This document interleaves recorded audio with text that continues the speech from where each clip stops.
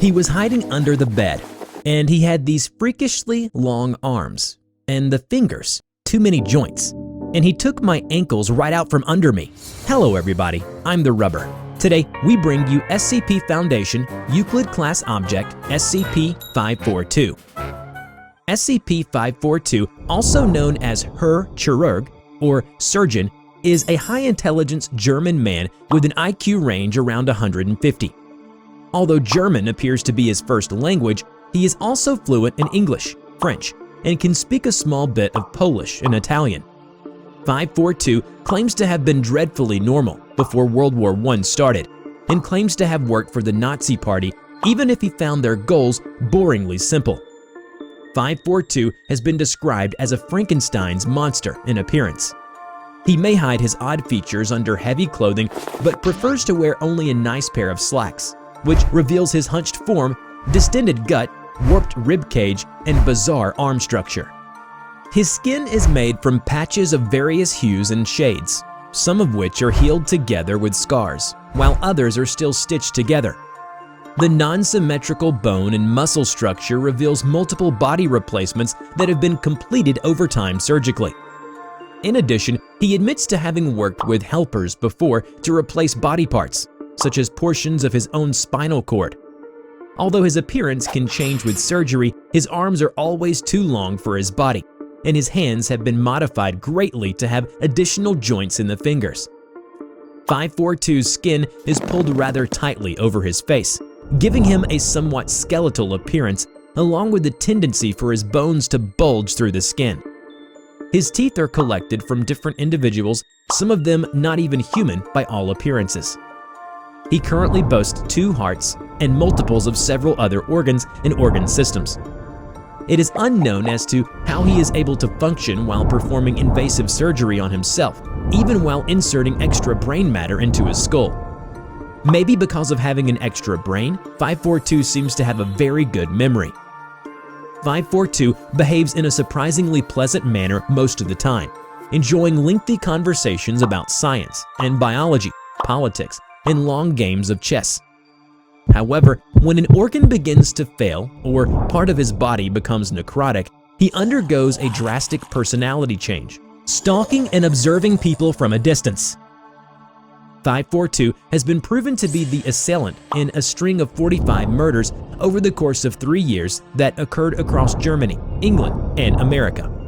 Furthermore, he is suspected of an additional, unconfirmed 15 murders during that time span. He was first observed 4 years ago by a Foundation agent in Germany, after 4 people had been attacked and had muscle, sinew, and bones removed from their limbs. 3 of the victims died from blood loss and shock. The 4th happened to be staying in the hotel room next to the agent who intervened.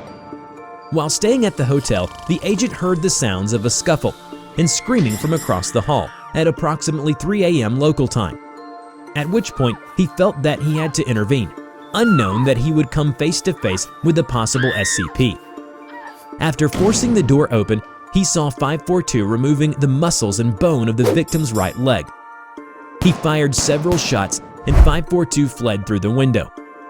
The agent contacted local authorities and an ambulance. The victim is an American tourist who had only been in town for a few days. Below is an interview of her describing the encounter with 542 while recovering in the hospital. "I had been to Germany before, so I knew my way around, and I was used to taking the bus, but I guess I first saw him there. I think just this guy all hidden under heavy jackets. He had a hat and glasses. Of course, I was suspicious because it was summer, you know, sweltering hot. And I realized he was looking at me, but I ignored it. He didn't get off the bus at my stop, anyways, and there were always others on the bus, even late at night. I guess I saw him for 3 days, and I stopped thinking about it. He must have followed me off the bus that day, that night. I went up to my hotel room, and I don't remember. The window was open, and it was all dark. The light wouldn't turn on. I figured maybe somebody had broken into my room, so I went in to see if anything was stolen, and The victim shows signs of intense discomfort and asks for a minute to compose herself. She resumes after several minutes. He was hiding under the bed, and he had these freakishly long arms and the fingers, too many joints, and he took my ankles right out from under me.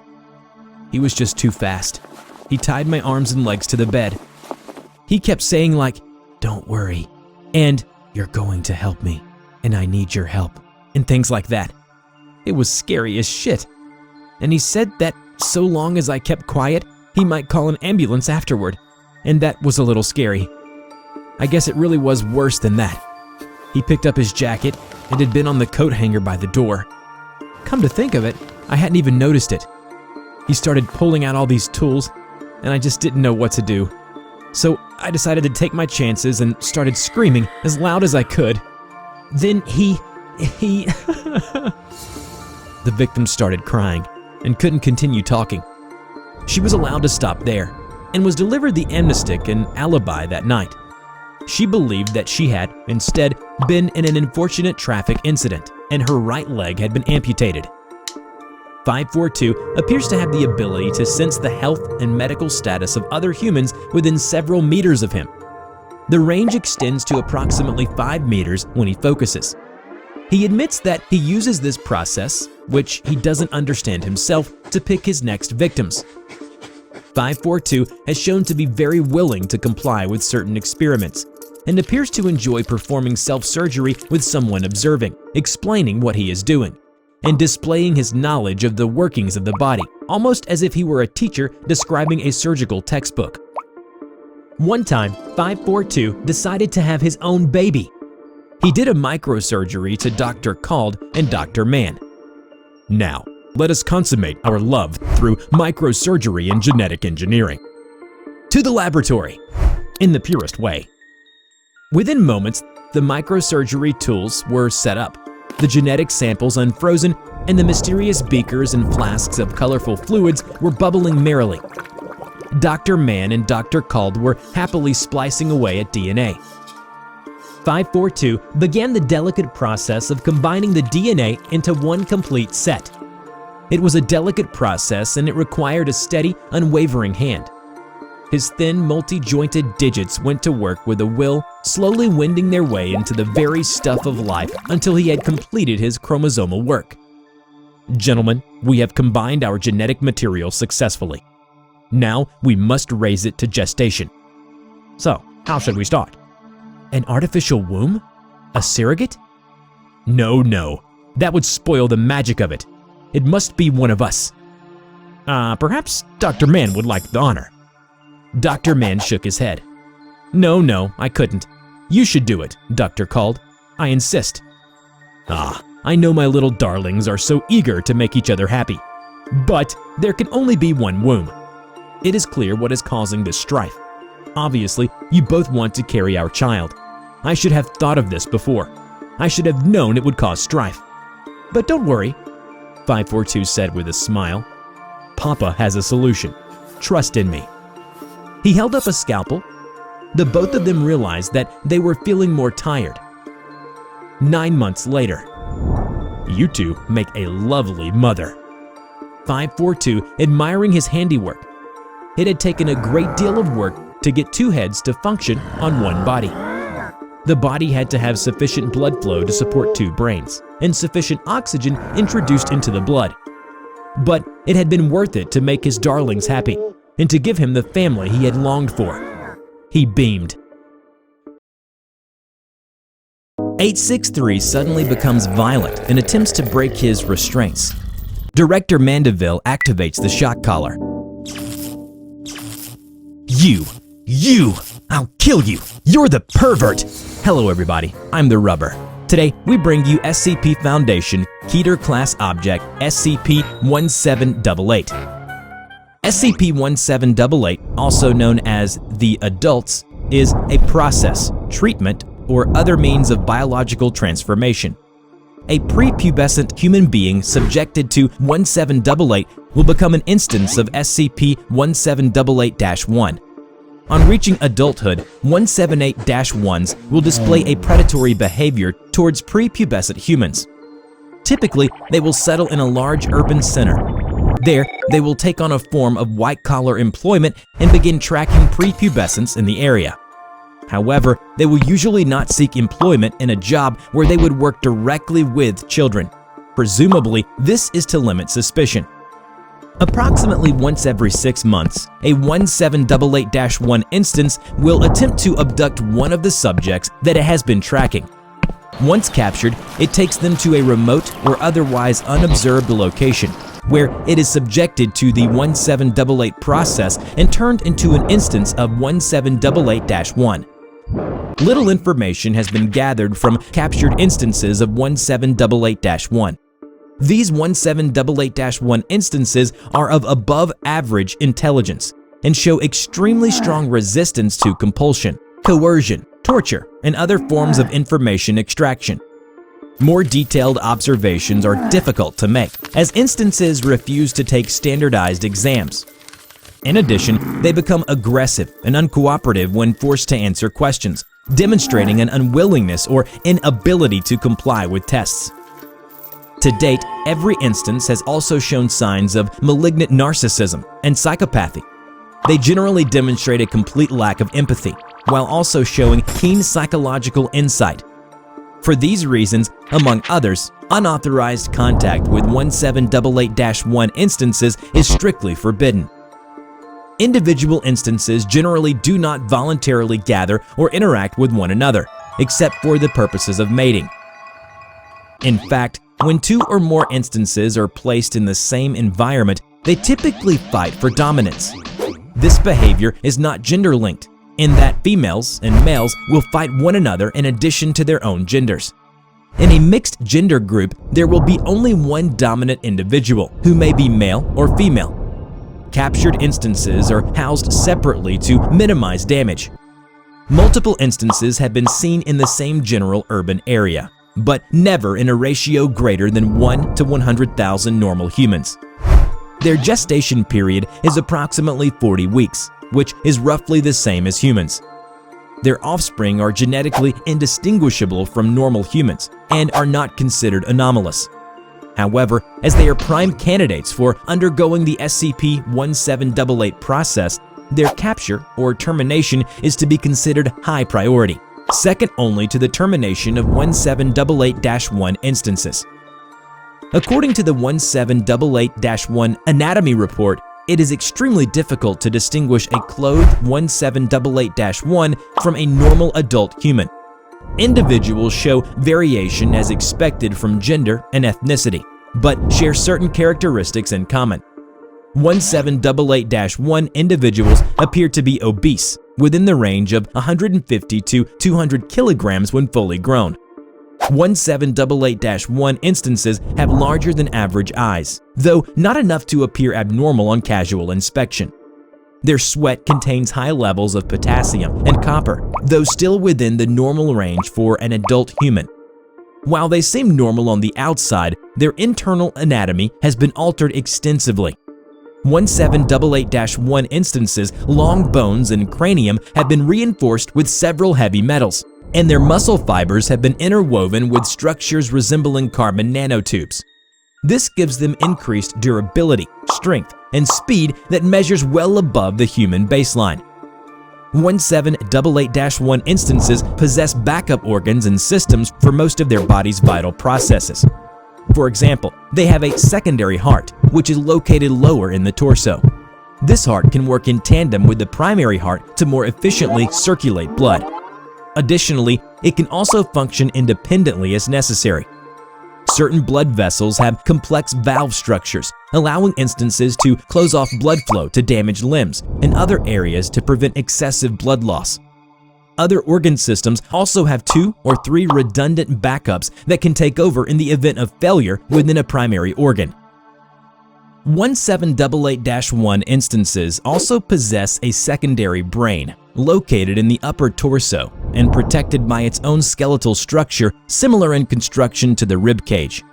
Currently, the exact function of this brain is unknown, but it is known that this brain can continue to function even in the event of the destruction of the primary brain. This phenomenon was demonstrated in an incident where a team of agents were able to lure a 1788-1 instance into the range of a sniper, who was able to destroy most of the instance's head, including the entirety of the main brain. However, the instance still displayed full mobility and partial lethality, disabling 2 agents, 1 fatally, at close range. It is unknown how the instance was still able to sense the agents with most of its primary sense organs destroyed. Research is ongoing. The final difference in gross anatomy is the appearance of a second pair of arms, located directly below the main pair. These have apparently equal strength and dexterity to the upper pair, and 1788-1 instances are apparently capable of using all 4 arms simultaneously. When not actively hunting, instances hold the lower pair folded closely to their sides, where they are largely concealed by natural bulk. When hidden in this manner, it is virtually impossible to distinguish a clothed instance of 1788-1 from a normal, obese human, with the only exception being upon close inspection. Below is an interview log between Site Director Mandeville and SCP-1788-1-863. The 863 was restrained and fitted with an electroshock collar for this interview. Please state your name for the record. I don't need a name. Names are for children. The driver's license and other materials on your person identify you as… Is that your name? That's my childhood name. I don't need it now. Then I'll refer to you as 863. Call me what you like. Just don't call me late for supper. You were found by our agents outside an elementary school, and documents in your car and apartment include multiple photographs of the victim, taken without their knowledge. Are you a pedophile, 863? 863 suddenly becomes violent and attempts to break his restraints. You, I'll kill you. You're the pervert, you. If you're not, 863, then why are you observing human? 863 stops, attempting to break restraints. You think they're the victim. I can't believe we came from you. Explain what you mean by that, 863. 863 does not speak. Director Mandeville activates the shock collar. 863 does not visibly react. That's what I mean. You think you can hurt me with that? You're a failure, Doctor. You don't even know what you are. Would you care to elaborate, 863? You wonder why your scientists haven't found any anomalous implants in our bodies, why we have no surgical scars, why our genes are pure, unmodified human genes. Because we are human, Doctor. Your x-rays don't look very human. We don't look like you. We're not failures. We're not children. You regard us as children? You still look like children. You aren't finished. What do you… You're stunted, incomplete. You're like the amphibian that grows up to breathe water instead of air. The eggs I watched, they must hatch into us. They need to be finished. So you abduct them to complete their metamorphosis? We don't need companionship. We don't live like you, in herds. Each one of us knows what we need to do, and each of us is capable of it. And what do you want us to do? Grow up or die. Containment of SCP-1788 is currently impossible, but the Foundation currently has 7 instances of 1788-1 imprisoned in Armed Biological Area 223. Contact with these instances is strictly forbidden outside of approved experiments. Each instance is to be housed in a separate humanoid containment cell. Any suspected instances of 1788-1 are to be reported immediately to Armed Biological Area 223 Command. Personnel are not to engage suspected instances and should retreat immediately upon an encounter. And now we are in the final round. Everything has led to this conclusive moment. The final showdown between Ricky Scissorhands Diaz and George Papercut Sandoval. That's right, ladies and gentlemen, only one of them will emerge as the new champion of Rock, Paper, Scissors League 2009. I'm your host, Sam O'Neill. And I'm Jimmy Callahan. Wow, Sam, have you seen anything quite like this? Because this is the kind of performance you can only expect from out of this world. That's right, Jimmy. These are the top athletes who have trained years after years, devoted their entire lives just for this moment. Now we see them going at it with all they've got, each gaining 1 point after the other. They are neck and neck. Okay, here we go. They're ready for the next round. Let's see where these players will take us now. Whoa, did you see that, Jimmy? Papercut just used the hypnotic gesture before the engagement. His fingers turned into the lures of an anglerfish. It's making Scissorhands to say out loud what gesture he's gonna do. Oh boy, he sure is in a pinch right now. Let's see if Scissorhands can break free from the spell. 3, 2, 1, engage. Oh my god, there it is. He's done it. The Ill-Arteth. He's seen through Papercut's tricks. The hypnotism is being completely thwarted. He just countered one of the most dangerous techniques with another one. Look, he has beat him. In every sense of the word, Papercut is out cold. And he doesn't seem to be waking up anytime soon. I believe we have our champion here, Jimmy. And now, a word from our sponsors. Hello everybody, I'm TheRubber. Today, we bring you a SCP Foundation Heater Class Object, SCP-4633. SCP-4633, also known as Rock, Paper, Yog-Sothoth, is an alteration to games of rock, paper, scissors, in which players can use additional anomalous gestures. The specific gestures added seem to vary between groups of players, though this has proven difficult to track due to the nature of the changes. Once a game featuring 4633 begins, participants are able to use non-standard gestures which integrate into the existing mechanics of the game. When used, players' hands will undergo rapid and extreme morphological changes, allowing them to correctly perform the final gesture. The resulting forms are typically reminiscent of those found in sea life. Once complete, these changes are permanent, though those affected appear to suffer no distress at this fact. Surgical correction is possible in rare situations, but where treatment is possible at all, amputation is typically the only viable recourse. The following are some key anomalous gestures observed over a number of games. The first is the Sha-Nak-Nar, where the hand gruesomely turns inside out.